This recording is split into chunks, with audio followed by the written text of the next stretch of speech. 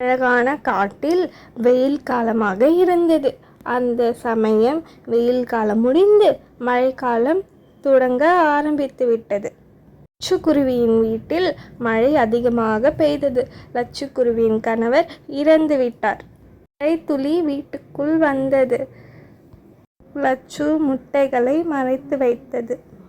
ஐயோ கடவுளே, நீங்க தான் துணை இருக்கணும், பயமா இருக்கு. காகமும் அதன் மனைவி கயலுக்காகவும் யோசிச்சு கொண்டிருந்தார்கள். நம் வீட்டில் மழை வந்து விடுமா, கரண்ட் இருக்கா என்று 2 பேரும் யோசிச்சு கொண்டிருந்தார்கள். நம்ம வீட்டில் மழை வந்துடுமா, என்ன பண்றது? இல்லைங்க, அதெல்லாம் வராதுங்க. நானே முன்னாடி கதவெல்லாம் சாத்திட்டேன். நிம்மதியாக உறங்கிக் கொண்டிருந்தது. 2 காகமும் தீப்பந்தத்தை வைத்து வீட்டை தீப்பத்த வைத்தது. தீ பத்தியது. ஐயோ கடவுளே! 2 காகமும் மறுபடியும் தீயை பத்த வைத்தது. தீ மிகவும் பரவியது.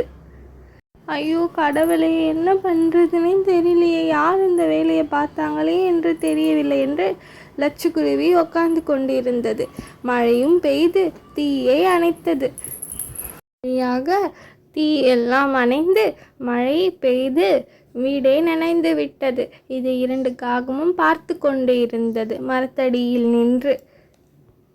இப்படி மழை வந்துடுச்சு, இந்த மழை இப்ப போய் வந்திருக்கு, கஷ்டப்பட்டு தீயை பத்த வைத்தமே, நடி இப்படி ஆயிடுச்சு, நடி பண்றது எல்லாம் வேஸ்டா போச்சு.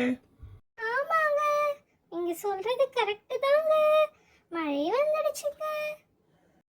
என்னடி பண்ணலாம், எதனா ஐடியா சொல்லு.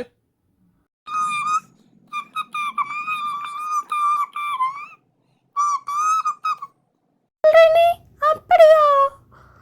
ஓ, இது நம்ம உடனே தெரிவிக்கணும். எறும்பு ஊர் மக்கள் அனைவரையும் கேட்டது. ஊர் மக்கள் அனைவரும் ஒன்றாக வந்தனர். நான் சொல்வதை கேளுங்கள். சொல்லுங்க ராணியாரே.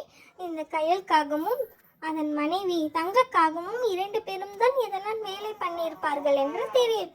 இவங்க 2 பேருக்கும் இதே வேலையா போச்சு, தீமை செயல்களை செய்யவே. இந்த வாட்டி கடுமையான இந்த மாதிரி மோசமான செயல்களை எல்லாம் செய்கிறார்கள்.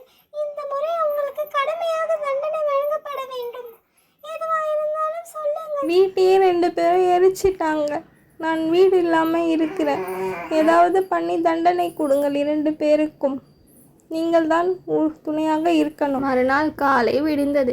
2 காகமும் பறந்து சபைக்கு வந்தது. மக்கள் அனைவரும் காகங்களை பார்த்தனர்.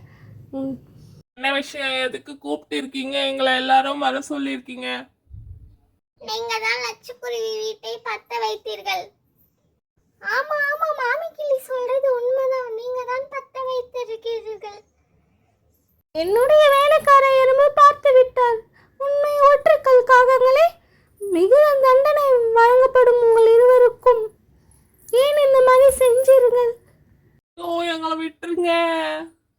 மக்கள் அனைவரும் சேர்ந்து காகங்களை ஒரு மரக்கிளையில் கட்டி வைத்தது. பறக்க முடியாத அளவிற்கு. காகங்கள் பாவமாக பார்த்து கொண்டிருந்தது. பண்ண தப்புக்கு இதுதான் தண்டனை, அதனால் நீங்க இன்னைக்கு ஃபுல்லா இதுல தான் இருக்கணும். இப்போ எனக்கு வீடு கூட இல்லை, நான் எங்கே போகிறது? என்னோட முட்டைகளை வைத்து கொண்டு நானே கஷ்டப்பட்டு இருக்கிறேன். நான் போகிறேன். கிளம்பி வீட்டிற்கு வந்தது. காகங்கள் 2ம் மரத்து கிளையிலே இருந்தன. என்ன பண்ணுறது, எப்படி தப்பிக்கலாம் என்று யோசிச்சு கொண்டிருந்தது. காரணம் இந்த எறும்புங்க தான் நம்ம செய்யறத பார்த்தாங்க. ஆமாங்க, நீங்க சொல்றது கரெக்டுங்க, எறும்போட வேலைங்க தாங்க. ஆமாண்டி, நம்ம மழை பெய்யும் போது பண்ணோம், யாரும் இல்லை, இந்த எறும்புங்க எப்படி போட்டு கொடுத்துச்சு பாருங்க. ஆமாங்க, கை வர வலிக்குதுங்க, கட்டி போட்டது உருவி கீழே வந்துட்டாங்க.